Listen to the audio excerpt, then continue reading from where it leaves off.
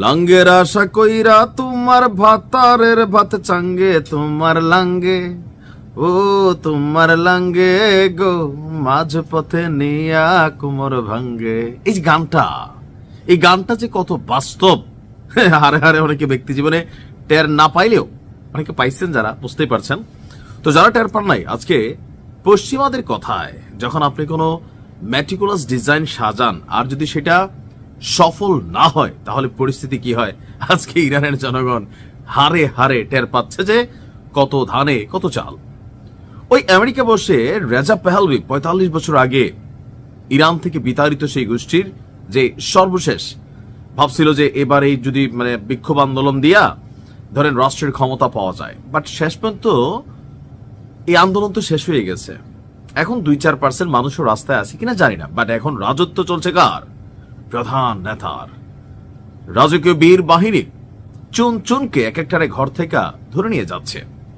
তথ্য পরিসংখ্যান বলছে প্রায় আপনার ১২,০০০ প্লাস মানুষ বালিশ ছাড়া শোয়াই দেওয়া হয়েছে।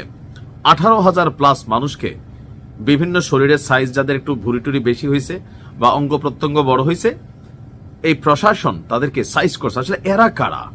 এরা হচ্ছে যারা আমেরিকা এবং তাদের যে পালিত পুত্র বা পশ্চিমা যে রাষ্ট্রগুলো আছে লাইক ফ্রান্স, জার্মানি, যুক্তরাজ্য, কানাডা, অনেকে যারা এখানে বিনিয়োগ করেছিল আর যারা ওই টাকা খাইয়া রাজপথে নিজেদের রাস্তাঘাট ভাঙছে, দেশকে ধ্বংস করছে, এরা।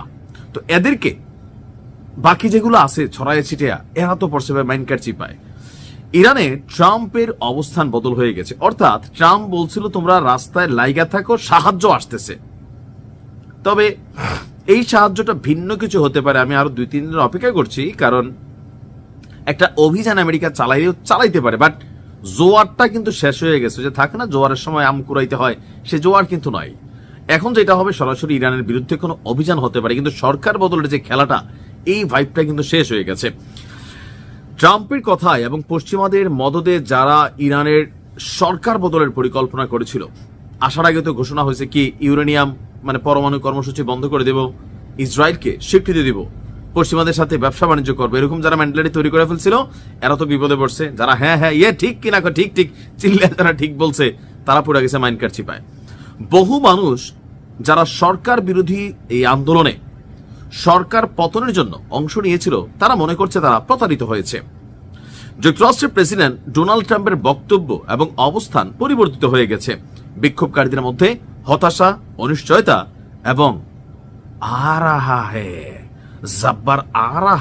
গাব্বার জাব্বার সব মিলে যে আসবে, বিক্ষোভকারীরা টেনশনে পড়ে গেছে।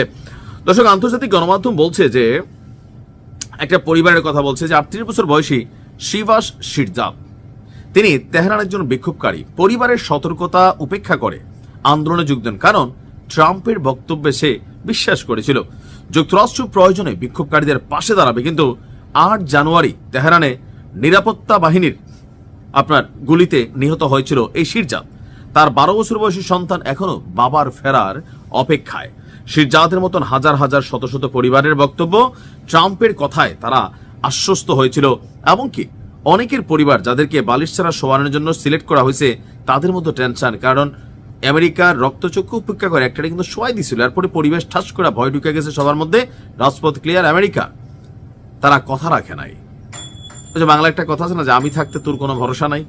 আমার কাছে মনে হয়েছে অনেকটা এরকম। এমনকি বিক্ষোভকারীদের মধ্যে একটা বড় অংশ তারা বলছে আমরা বিক্ষোভে যাই নাই, আমাদের উস্কানি দেওয়া হয়েছিল, ভুল বোঝানো হয়েছিল, প্রতারিত হয়েছে ভাই, ইচ্ছা ছিল না। একটা থাকে না যে এখন তো আর যাওয়ার কোনো জায়গা নাই।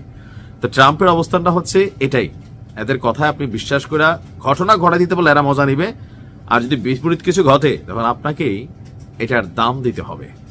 ভালো থাকুন।